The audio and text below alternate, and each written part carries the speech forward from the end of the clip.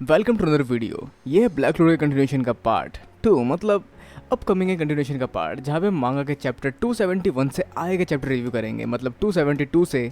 आगे के चैप्टर जो शायद हमें एपिसोड 172 और 173 या 74 तक की चीज़ें कवर करके देगी। तो जैसे कि मैं पहले ही बता चुका था कि मैं इसमें मांगा की ज़्यादा क्लिप यूज़ नहीं करने वाला, मतलब मांगा की ज़्यादा इमेजेस को यूज़ नहीं करने वाला। तो इसमें हम करेंगे सिर्फ ओवरव्यू आगे आने वाले एपिसोड्स का। तो अब तक हमने ब्लैक क्लोवर में देखा कि नाहात यार ट्रेन कर रहा है आस्था को, जहाँ नाहात का डीमन के ऊपर काफ़ी तगड़ा कंट्रोल है और वो काफ़ी ज़्यादा पावरफुल है, जिसके खिलाफ लड़ने में काफ़ी मुश्किल हो रही है आस्था और लीबे को। तो अब जानते हैं आगे कि कैसे वो लोग हराएंगे नाहात को। तो स्टोरी शुरू होती है उस फेज से जहाँ पे यूनो ट्रेनिंग कर रहा था और उससे मिलने आ जाता है लैंगरीज, तो जहाँ शायद एक दूसरे को ट्रेन कर सकते हैं। पर इसके अलावा हम बढ़ते हैं आस्था की ट्रेनिंग की ओर, जहाँ पे वो काफ़ी बुरी से पिट रहा है नाहात क्या, तो क्योंकि यहाँ पर आस्था ने 50-50 का कॉन्ट्रैक्ट साइन किया था, जिसके वजह से ये पूरी शक्ति इस्तेमाल नहीं कर पाएगा लीवे की। पर दोनों को अपनी शक्तियाँ एक करनी पड़ेगी, जहाँ पे आस्था कई सारे बेवकूफ़ी भरे आइडिया भी लेकर आता है, जिसमें से एक आइडिया होता है ये जिसमें वो लीवे को अपने कंधे पे बैठा लेता है और उसे लगता है कि ऐसा करने से उन दोनों की फीलिंग जुड़ जाएंगी और वो काफ़ी पावरफुल तरीके से लड़ पाएंगे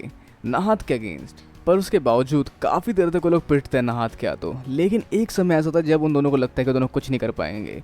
पर वो दोनों साथ मिलकर हराना चाहते हैं सारे डीमंस को और अपने अपने सपने पूरे करना चाहते हैं जो उनको पूरे करने थे, जैसे विज़र्ड किंग बनना और दूसरा सारे डीमंस को हराना। जहाँ पे दोनों काफ़ी हद तक अपने शक्तियों को जोड़ पाते हैं और एक नया फॉर्म हम देख पाते हैं उससे, जहाँ इनकी सिर्फ आंखें दिखाई गई, जहाँ पे इनकी पावर शायद पहले से बढ़ जाएगी और पावर जुड़ के इनकी आंखें ट्रांसफॉर्म हो जाएंगी, और जिनके इस ट्रांसफॉर्मेशन से काफ़ी हद तक नाहात भी हैरान है। तो इस फेस को सस्पेंस में छोड़कर हम कहानी में आगे बढ़ते हैं, जहाँ पर हम देख पाते हैं कि डार्क ट्राइड का तीसरा मेंबर, जिसको कि आस्था और कैप्टन यामी ने मार दिया था, उसे दोबारा रेजरेक्ट किया जा रहा है, जहाँ पे एक डॉक्टर की मदद कर रहा है जिसको कि डायमंड किंगडम से निकाल दिया गया था। मेरा मतलब साइंटिस्ट काम कर रहा है जिसको कि डायमंड किंगडम से निकाल दिया गया था। तो और इसके अलावा आस्था और लीबे अभी भी इतने पावरफुल नहीं हुए कि वो नाहात को हरा पाए।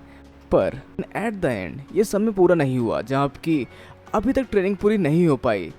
आस्था की, और वो अब तक तैयार नहीं है जाके लड़ने के लिए, जिसके वजह से नाहात उसको पीछे छोड़ देता है अपने एक डीमन के साथ, जिसका उसको ट्रेनिंग करनी है, और खुद बाकी सभी मैजिक नाइट्स को लेकर निकल जाता है स्पेड किंगडम की ओर, जहाँ पर सभी वॉरियर को लेकर वो पहुंच जाता है स्पेड किंगडम में, जिनमें इनका साथ देने के लिए कुछ क्रिमिनल्स भी आ रहे हैं, मतलब जो कि मिडनाइट सन वालों के साथी थे और उस समय विलन्स थे और क्रिमिनल्स थे जो काफी हेल्पफुल होंगे। जैसे कि सैली के पास टेक्नोलॉजीज है जो कि सबके लिए काफी हेल्पफुल और बेनिफिशियल होने वाली है इस फाइट में।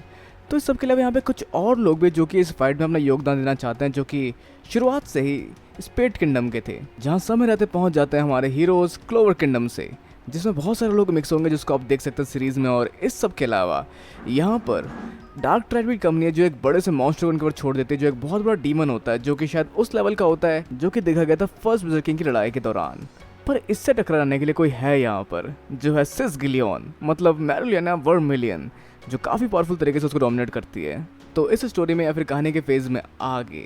इन्हें जाना है उस जगह पर जहाँ पे कैप्टन यामी और कैप्टन वेंजेंस को रखा गया है, जिससे ये इस रिचुअल को रुकवा सकते हैं,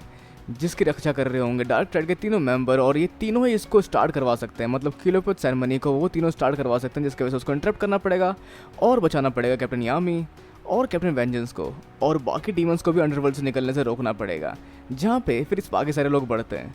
तो ये था कहानी में अब तक, जहाँ हम आगे जानेंगे इस कहानी के बारे में इसके अगले पार्ट में। मतलब कितना मुश्किल होने वाला है इन सब के लिए उन तीनों को रोकना या फिर इस पूरे सेरेमनी को रोकना। क्या उस सेरेमनी को रोकने में कामयाब हो पाएंगे? क्या अंडरवर्ल्ड से और डीमन निकल पाएंगे? इन सारे सवालों को जवाब मिलेगा आपको अगले पार्ट में। हाँ जानता हूँ काफ़ी छोटी है, लेकिन यकीन मानिए इस वीडियो में लगभग 4-5 एपिसोड कवर हो चुके होंगे, मतलब क्योंकि इसमें चैप्टर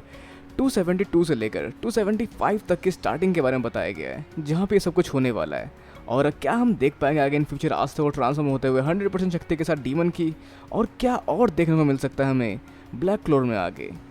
अपने विचार और अपने संयम को नीचे कमेंट बॉक्स में लिखना बिल्कुल ना भूलें, और इस वीडियो को लाइक, शेयर और चैनल को सब्सक्राइब करना भी बिल्कुल ना भूलें। मिलते हैं अगली वीडियो में। Sayonara and have a nice day.